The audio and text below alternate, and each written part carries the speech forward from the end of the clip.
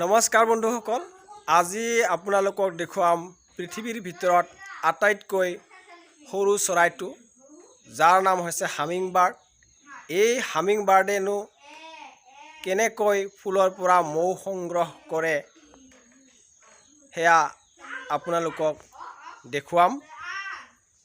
বন্ধুসকল, এয়া হৈছে আমাৰ ঘৰৰ সন্মুখত থকা ফুল, আৰু এই ফুললৈ মাজে সময়ে হামিং বাৰ্ড নামৰ চৰাইটো আহে আৰু আহি ফুলৰ পৰা মৌ সংগ্ৰহ কৰে।